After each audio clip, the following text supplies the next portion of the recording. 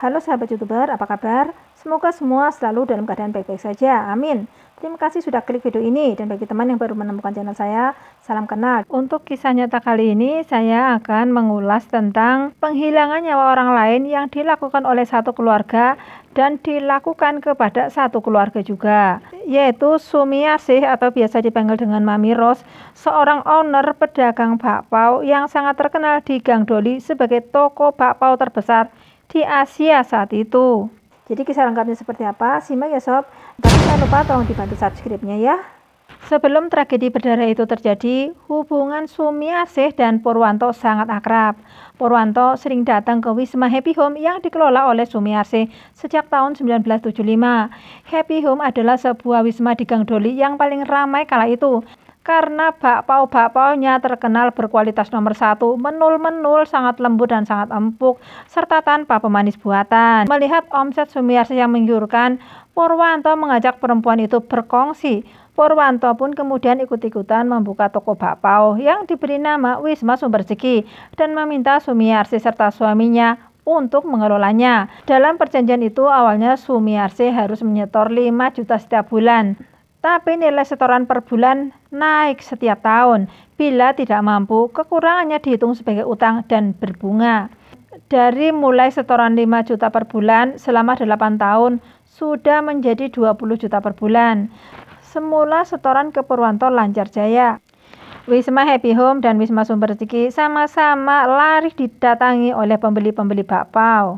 Karena bakpao-bakpao yang disajikan di toko Sumber Rezeki sama menul-menulnya, sama bagusnya, sama kualitasnya dengan yang disajikan di Wisma Happy Home milik Sumiarsih sendiri. Namun, omset Sumiarsih menurun karena pengunjung wismanya jadi sepi setelah kepolisian Resort Surabaya Selatan gencar merazia seluruh wisma.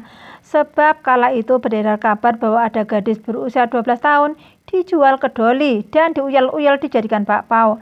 Akibatnya pengunjung menyusut karena ketakutan. Setoran Sumiarsih ke Purwanto pun ikut seret. Namun Purwanto nggak mau tahu. Purwanto nggak segan menganiaya Sumiarsih dan memaki-maki suaminya karena telat memberikan setoran. Sikap Purwanto agak melunak ketika dia bertemu dengan Rusmewati, anak Sumiarsih yang diasuh neneknya di Jombang. Jadi saat itu Wati masih duduk di bangku SMP dan berusia 15 tahun. Sangat menarik hati Purwanto. Purwanto nggak keberatan Sumiarsih telat bayar setoran asal Wati boleh dipakai. Arti kata dipakai tentu saja artinya Purwanto ingin menikmati bakpao yang masih murni dan segelan milik Mewati. Tentu saja sebagai ibu, hatinya langsung mendidih. Putri kesayangannya akan disembarangi oleh kelelawar jadi-jadian itu. Dalam hal ini Sumiarsih tidak bisa berbuat apa-apa. Dan untuk menghindari kejaran Purwanto, Wati dikenalkan dengan Serda Adi Saputro, polisi yang baru saja lulus pendidikan sekolah Jalan Bintara dan ditugaskan di Polsek Kesamben, Jombang, Jawa Timur. Keduanya pun menikah. Melihat calon mangsanya menikah dengan orang lain, teror Purwanto pada Sumiarsih pun makin ganas. Bahkan Purwanto pernah mengirim orang untuk mengobrak-abrik Wisma Happy Home dan memukuli para pegawainya. Hasrat Purwanto untuk memiliki Wati pun belum juga hilang. Tak tahan dengan kelakuan Purwanto, Sumiarsih akhirnya merencanakan pembunuhan itu. Peristiwa pembunuhan yang menghebohkan publik Surabaya itu terjadi pada 13 Agustus 1988. Saat itu 6 orang yang terdiri atas pasangan suami istri Prayit dan Sumiarsih, Sugeng anak Sumiarsih, Nano putra Prayit, serta 2 polisi Adi Saputro menantu Sumiarsih dan Daim keponakan Prayit.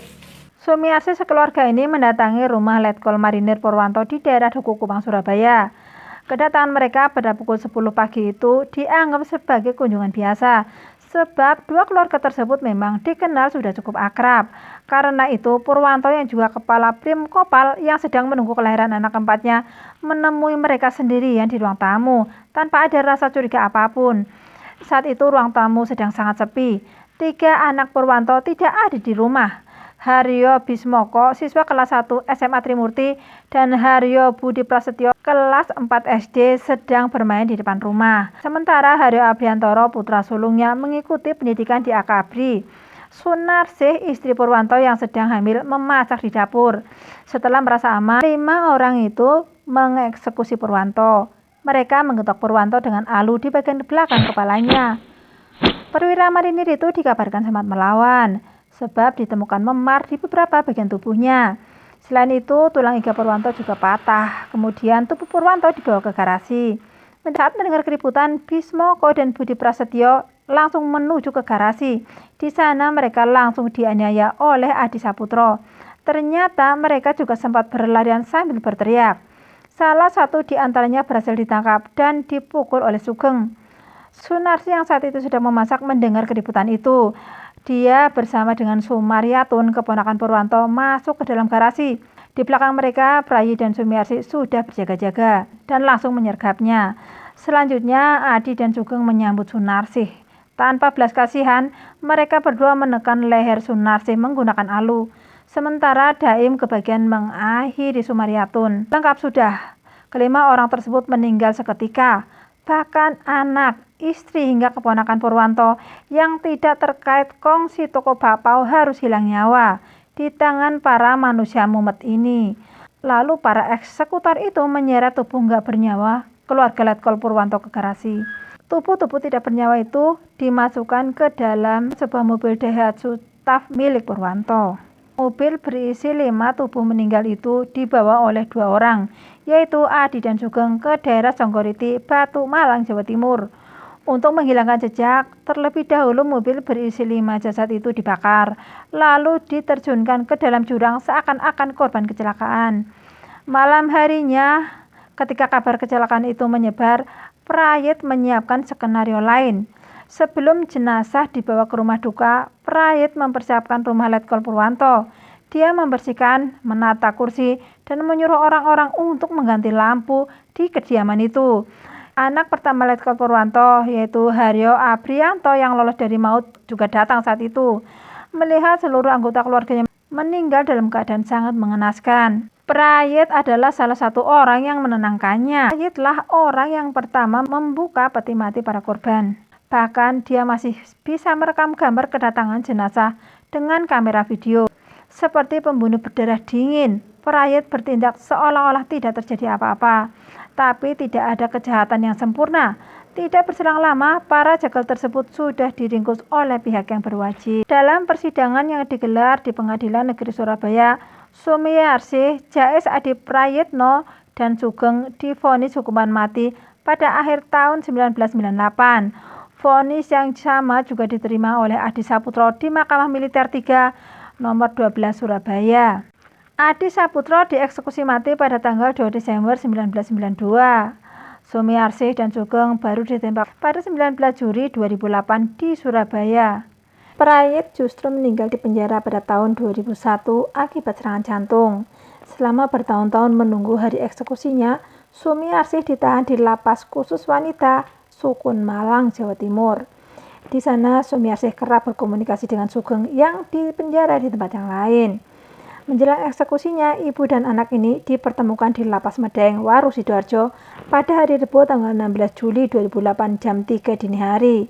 Dalam pertemuan pertama setelah 2 tahun itu, Sumiarsih berpelukan penuh haru dan sang ibu meminta maaf kepada Sugeng karena sudah melibatkannya dalam kejahatan ini. Besoknya selama 2 hari yaitu tanggal 17 dan tanggal 18 Juli, Sumiarsih dikunjungi oleh keluarga dan orang-orang terdekatnya. Penjara membuat keimanan Sumiarsih menjadi sangat tebal. Dia banyak senyum di detik-detik terakhir hidupnya. Eksekusi mereka pun dilakukan bersama pada tanggal 19 Juli 2008 jam 12 malam. Setelah permintaan Sumiarsih, jenazahnya dimakamkan secara berdampingan ibu dan anak di pemakaman TPU Samaan, Lowok Palu, Malang, Jawa Timur. Beberapa hari kemudian, kerangka Prayit dijadikan satu lubang dengan sang istri. Upacara penguburan kerangka jenazah Jais di TPU Samaan, Lowok Palu, Malang itu dilakukan dengan sangat khidmat. Teman-teman, pelajaran dari kasus ini, jangan jadi maklar bakpao, sebab sekarang ini bisa kena pasal, dan sopan-sopanlah saat menagih utang. Oke teman-teman, mari kita doakan semoga baik pelaku ataupun korban diampuni dosa-dosanya.